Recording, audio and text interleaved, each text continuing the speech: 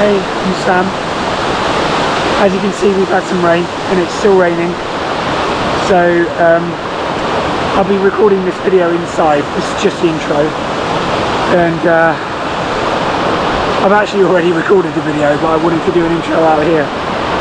So this video is just, I just spoke without really thinking about it. It's just a heartfelt description of what I went through as I felt the heartbreak of everything that I've been denying my whole life. And that's an essential part of healing. We have to feel the heartbreak. There's a quote that I've used before by Pema Chodron, and I understand what it means now. Let your heart break and drop the story. So I hope you find something useful in this video, because I spoke from my heart. And I'll see you soon. Bye. Hey, so here I am in the cottage. This is my storeroom, and I'm trying to spend a lot less time online, so I just put my computer in the most inconvenient room in the house, and it's very cold as well. It's raining. It's been raining for days, and the forecast is for more rain. So I thought I'd just record this video in the house, because I really want to make it, and it's a follow on from the last one, because I've had quite a lot of communication with people that watched that video. It hasn't had very many views actually, but I received more emails, and I spoke to a couple of people on Zoom as well, and some great comments underneath it, and I don't know why that's touched people so deeply, but there's something else I need to say, because I see people in pain, I hear people in pain, and I want to talk about my own process of that happened recently that really facilitated real healing, real change. So I'm going to talk about that, because it feels impossible. It feels absolutely impossible. You literally can't see it until it begins to happen. It's like some abstract concept of a promised land. And, because we've been deeply traumatized and shaped by persistent stress and fear and abuse, you've never really known it. You've never really known peace. And it just seems like this is how things are. This is how you are, and you can't change, but you can. So I'm going to talk about that, and I'm going to read a poem as well from this book, seeing as I'm inside. And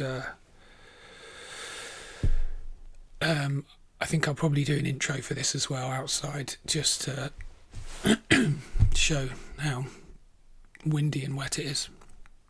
I have only just got up, and the clocks went forward or back last night, so I did get an extra hour in bed, so I'm a bit bleary-eyed, and thankfully it's light, because I've been waking up to darkness every day. I'm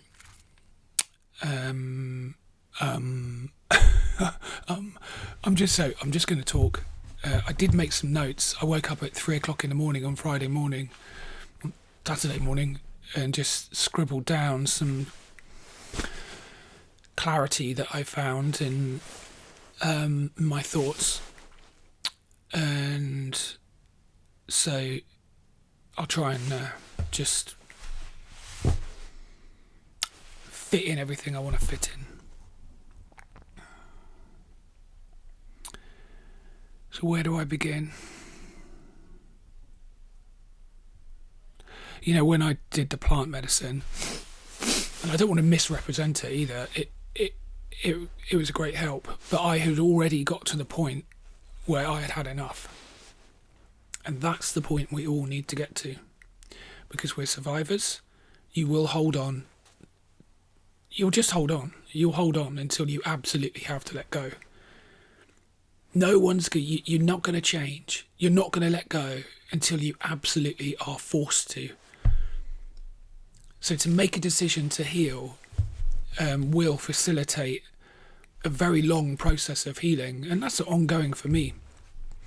But that catastrophic moment of breakdown is, I think, what we all need. Because we have to be, in some way, forced to let go by the persistent repetition of unhelpful patterns that we just become exhausted by. And then the pain of putting up with that, which is what we do for years and years and years and years and years, because it's so familiar, the pain of putting up with that is less than the fear that you feel about, is more than the fear you feel about going into your own wounding and saying, right, fuck this, I've got to deal with it. I have to fall apart.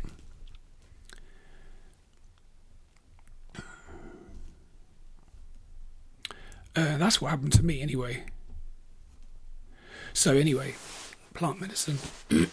When I did the plant medicine, I'd already reached that point where I was, I'd done a lot of work on myself over the years, a lot, out of necessity. And it's taken me 10 years to get to this point. So, it doesn't happen quickly. And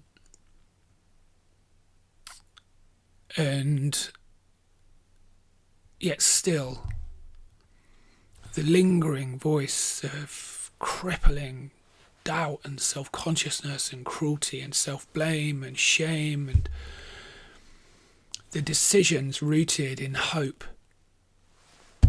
and fear. Still doing it. And I just got to this point, and I know that I've made meaningful change in my life, particularly over the last few months, and yet I was still repeating the same mistakes. And I just had enough. And so I did the series of plant medicine sessions, and my intention, you have to have a clear intention. It's not fun at all. My intention was to process shame. Because that shame, that apology for my existence that has been there since I was a small boy, since I was a baby, since before I can remember, I was apologising. I entered with an apology because of the environment I grew up in.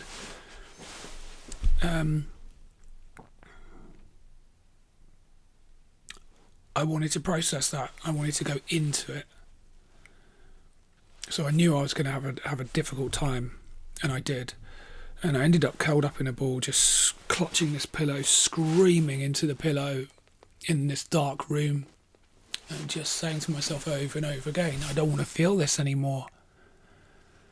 I don't want to feel this anymore. I don't want to feel this awful feeling, this anguish and despair and self-hate. I don't want to feel this anymore. I don't want to feel this feeling that is always there, just waiting for something to happen that pushes you back into yourself, into that self-consciousness where everything is confirmed. Yes, it's all your fault. Yes, you are a piece of shit. Yes, everybody can see into you. Every time you enter a room, they can see into you, and they know how fucking damaged you are.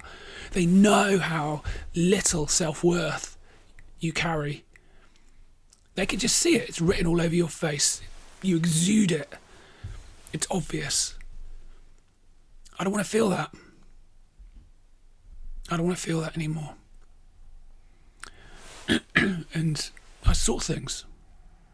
I saw things in the visions that I needed to see. And it was very difficult. And that happened each time.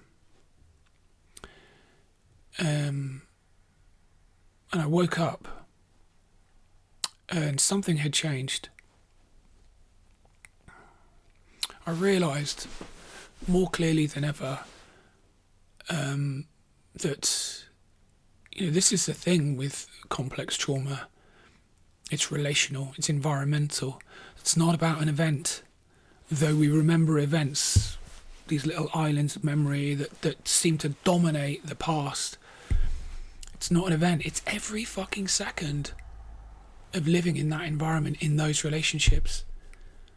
You cannot even fathom the immensity of what that does to you. So if you're a Navy SEAL, you do 18-month rotations, you have 6 months in combat, and you have a year workup on home soil, a year prep. So you do 6-month rotations. You may do 10 rotations if you're in for a long time. And, for people like us that are born into it, you have decades until you break those relationships. I broke contact at 40.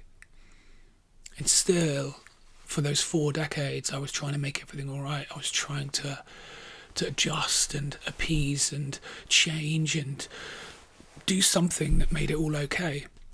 So, even if you're, even if you don't last that long, I was terrified all through my childhood. Seriously injured, in and out of hospital, betrayed time and time again, ridiculed, treated with contempt. That was just, I remember the confusion when it was all happening. These little, like I said, these little islands of memory, and something would happen, and I would be 7, 8 years old. That was when the worst of it happened. And I remember just thinking that how terrified I was that I was trapped in this situation with people that it was just madness. And I remember thinking, this shouldn't be happening. Why is this happening? This person is supposed to love me. I knew that was how it should be. So that's why we get so damaged, because we have an innate understanding of how things should be. And I remember thinking, this person's supposed to love me. Why do they hate me? And it was terrifying. And you have no tools. You're not a Navy SEAL. You don't get training. So we have, decades, or until you leave home when you're 16, 18 or whatever. So you've got like the best part of 16, 20 years, whatever. And it's all you've known. Well, it was for me. So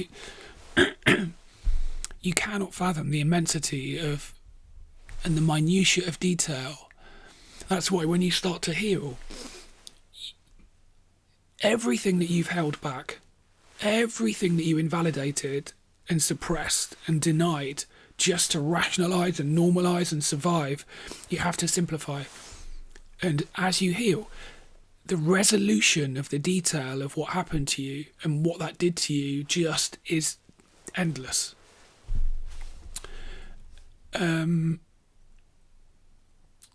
But in that resolution is validation.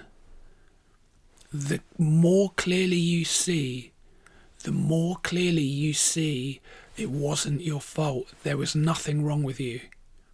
It wasn't even about you.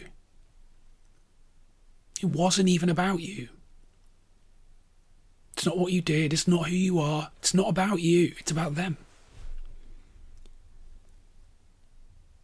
And that is the liberation of the transformational knowing. We know with our mind, it wasn't my fault. The mind is only part of the story. You need to know with your whole being that it wasn't your fault. And that is the transformational knowing that releases it all. And then it's just events from your life. It's difficult experiences. So I think that, what holds us back from actually beginning to process the pain is our unwillingness to feel the heartbreak. Like I said, we'd rather suffer in repeating the same strategies that only work so far, and all they do is they create pain, because you cannot have a strategy to cope without it being intimately connected to the pain, that which it is constructed to compensate for. They're interrelated. So when you cope, you feel pain. So we'd rather continue in that suffering than actually feel the immensity of the heartbreak. But we have to feel that heartbreak. I don't, I've had therapists that say, you don't need to go back. You don't need to re-traumatize yourself. I don't think that's true. I think you have to process it. There are no shortcuts. You can have EMDR, and you can have the rewind technique from the Human Givens approach is a good one. And, all these things that they de-stress the situation so you can look more objectively. They're helpful. But I think you have to process it. You have to feel it. You have to feel it, because it's all that locked away emotions that makes us ill. So you have to feel it. You're not going to remember something that you're not ready to remember. I have blank spots. One in particular where I was taken to a house with a bunch of other boys, and there was loads of men there, and I don't know what happened. And the youth club leader was later sacked for, the obvious. And we got taken to this house. There was a big swimming pool there. I was about, 8, 9, 10, and there was about eight boys, and there was an equal amount of men at this house. And I don't know what happened. I remember playing in the swimming pool, and there was a man I don't know what happened. And I remember colours. I remember the sun was shining. I remember the sound of laughter, and I remember the swimming pool, but I can't remember anything else. I don't even know how I got home. So, that's just one, that there's just a blank spot in the middle. And I'm grateful for that. So you're not going to remember something that you're not ready to remember anyway. So,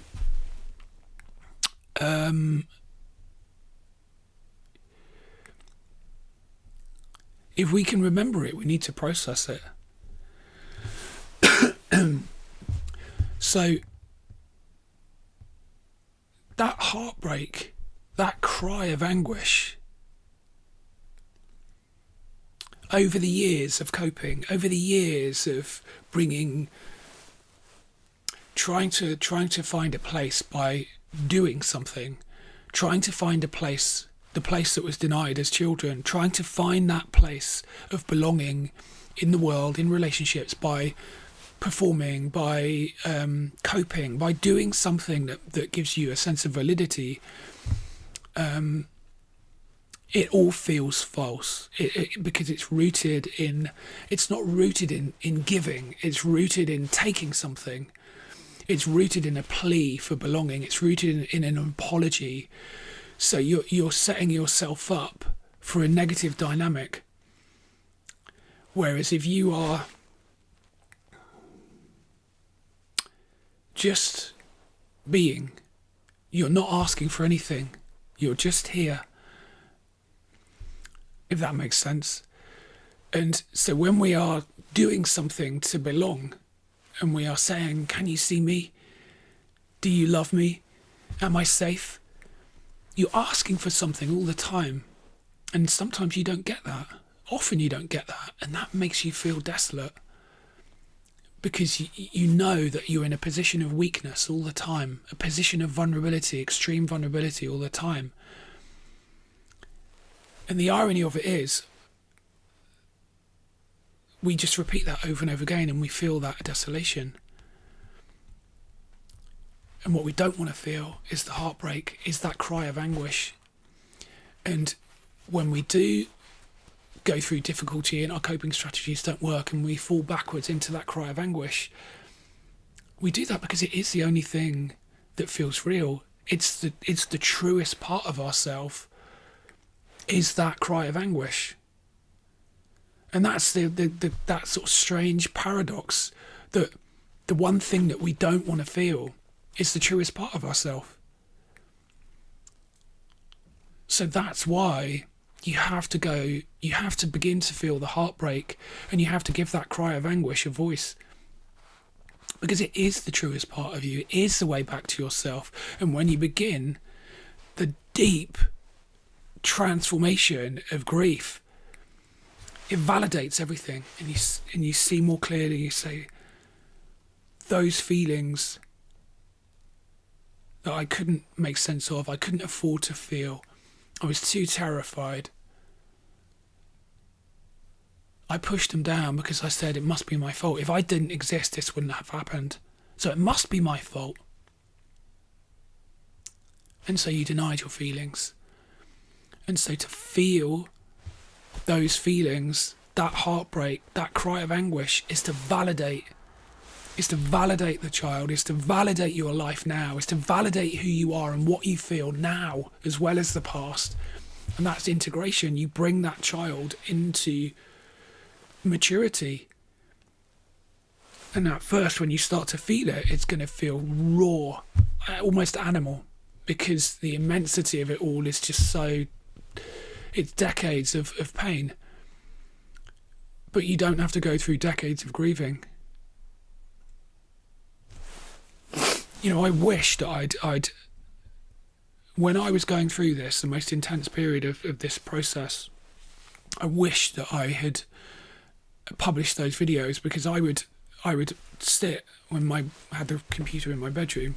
I would sit and I'd try and get to something I needed to say, and the process of repetition that when I was trying to explain something would take me on a journey, getting closer and closer and closer to that heartbreak, and I would be eroding the layers of protection I had swathed over it inside me.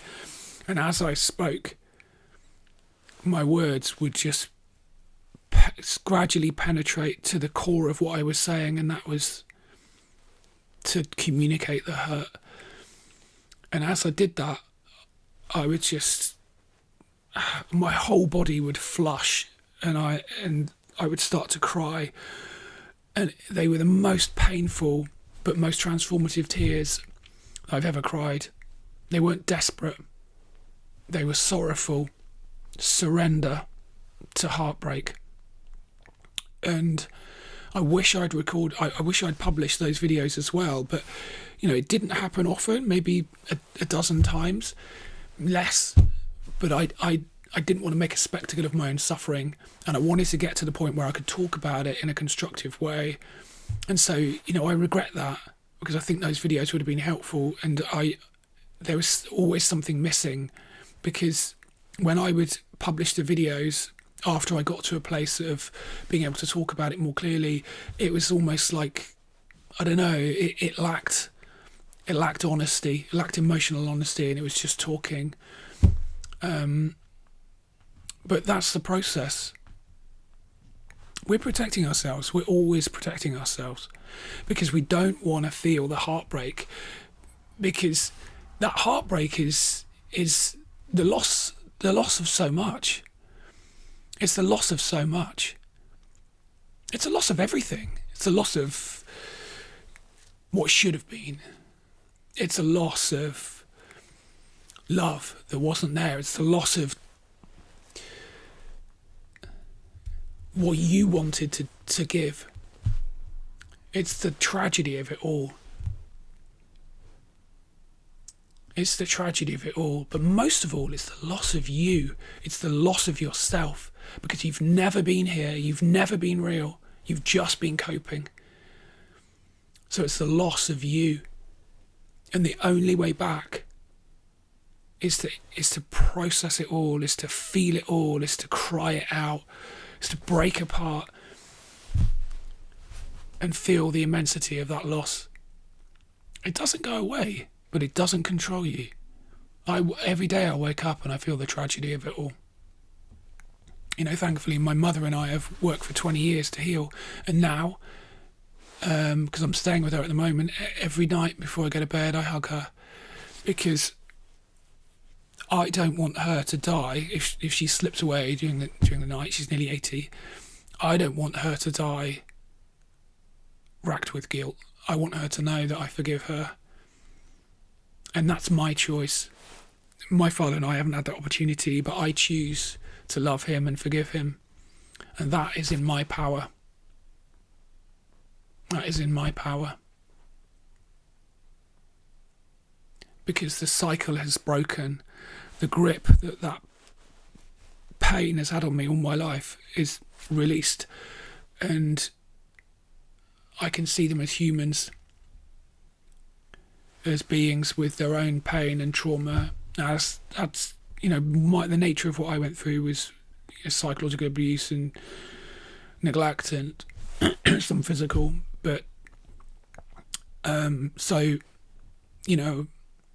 decades I went through of drug abuse and self-harm and eating disorders and just chaos as a consequence of those relationships and what I went through as a kid, it doesn't matter. It doesn't matter. What matters is right now, the quality of my existence right now, the transformational forgiveness. Because until we start to process everything and validate those feelings, you can't accept yourself, because you're always apologizing. You're denying yourself. If you deny those feelings and you will not process them, you will not feel that loss and heartbreak and grief, then you're still denying yourself. So you can't begin to show up for life right now, not as a plea, but as a question, until you validate those feelings. Because you're running all the time. You're inwardly fragmented because there's a huge gravity well of grief within you that you will not feel. And so you can't even begin to discover who you really are until you go through that process. And then the mystery of it all. The mystery of it all, not the certainty of everything you went through, but the mystery of everything that awaits you opens, and you are here. You are here, and you can begin to find out who you really are. No more noise. No more noise. I created a lot of noise in my life. Here I am. I sat on the roof of the house when I was a kid with a rifle and shot all the glass out the greenhouse. Nobody cared. I smashed up my bedroom, tore the door off, punched it through, graffitied all over my bedroom, pulled the wallpaper off. Nobody cared. I ran away. Nobody cared. I created noise all my life, and then the comfort of the noise in your own head, the repetition of OCD, over and over and over again, repetition, noise. I don't need that anymore. Our quiet presence has always been enough. It can be no other way.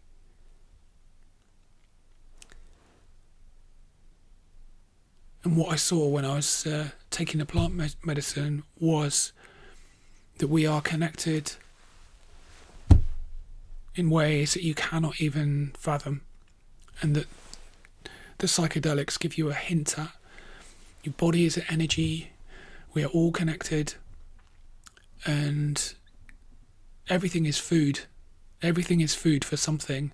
And so in our negative state, in our contorted, painful state, we become food, not just for predators, but for others who are also in pain, but also we become food for non-physical entities that just attach to us. So if you don't want to be food, that might sound crazy, but that's what I was shown. So if you don't want to be food, you've got to go through this process. And the only way that we can embody the power and presence of love and to be here in a way that is resilient and stable and meaningful is to clean ourselves up. So, part of the healing process is clean yourself up, clean your diet up, clean up those habits that you've been leaning on for years and years and years. Clean them up. Clean up your thoughts. But you got to process the pain before you can even have the wherewithal to do that. But now I can see that difference in my own life. Change is easy, so that the habits that I used to do, I have eczema. I have eczema. Lots of us have eczema because it's stress related, and it's related to diet as well.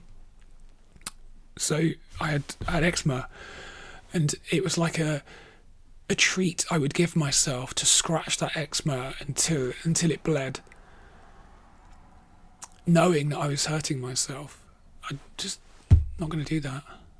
And it's easy to say, no, I'm not going to do that. Drinking to the point of oblivion, I'm not going to do that. The repetition of obsessive thoughts that are cruel, I'm not going to do that. I'm not going to overeat to the point where I feel I need to be sick. I'm not going to do that. I'm not going to meet every person that I come into contact with a plea to see my performance and validate and acknowledge me, because I'm already validated. I don't need to do that. So, being is a portal. Our being is a portal. And we are here now. You're not in those decades of pain. You are here now.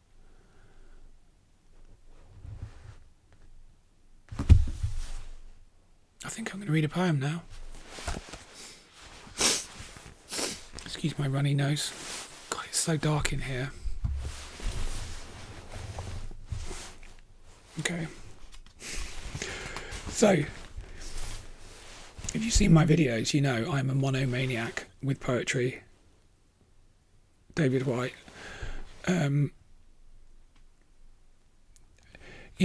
His poetry and his writing has been a part of my process of connecting to what I needed to feel. And I've got so many of his books. I think I've got about 9 or 10 of his books. So right now, and I also have other books. I've got a book of Kathleen Rain, which is beautiful, but it's a bit baroque for me. And Pablo Neruda, whose poetry is beautiful, but I don't think it translates well. And but it's beautiful. And I've got other poets as well. I like Robert Bly, but for me, David White just says everything I need. And I've got so many of his books. It's going to take me a while before I've exhausted what he has to teach me. So I'll make no apology for being a monomaniac in that regard. So this is from The Bell and the Blackbird, and it's a twice blessed life. I might read it twice or share a few thoughts anyway. So that I stopped there and looked into the waters, seeing not only my reflected face, but the great sky that framed my lonely figure. And after a moment, I lifted my hands and then my eyes, and I allowed myself to be astonished by the great everywhere, calling to me like an old and unspoken invitation, made new by the sun and the spring and the cloud and the light, like something both calling to me and emanating from where I stood, as if I could understand everything I had been given and everything ever taken from me. As if I could be everything I have ever learned and everything I could ever know. As if I knew both the way I had come and secretly the way underneath I was still promised to go. Brought together like this, with the unyielding ground and the symmetry of the moving sky caught in still waters. Someone I have been, and someone I am just about to become. Something I am and will be forever. the sheer generosity of being loved through loving, the miracle reflection of a twice blessed life.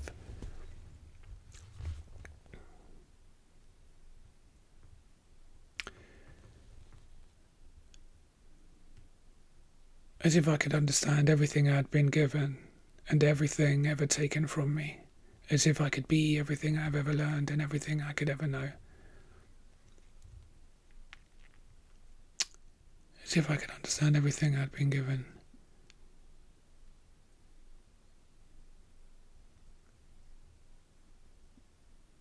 And everything taken from me.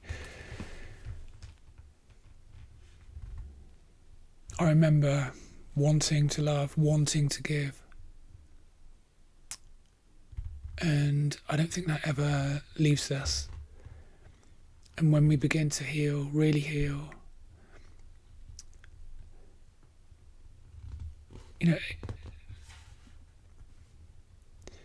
it feels like our life has been stolen. And our ability to really be here and be giving and loving has been so corrupted, but it's all temporary. It really is just temporary. You can heal, you can change. You are not the source of everything that was taken from you. So there's more to give. You are not the source. So it feels like everything was taken from you. Like I said, it's the loss of everything. The loss of possibilities, the loss of what should have been, the loss of yourself. But you're not just this body. You're not just here, this corporeal existence. So you can give. There's more of you. There's more of you to discover. There's more of you to give. So you're never going to be depleted. You're never going to be depleted. So though it feels like everything's been taken from you, it hasn't. It really hasn't. There's more of you to discover. And that's what's waiting. Okay. How long was that? Okay, that was a bit of a rant, but I intended to do that as early as possible and just talk. So I really hope that that's helpful to anybody that watches my videos. And feel free to contact me if you need to talk. And that's it. I'll see you soon. Bye.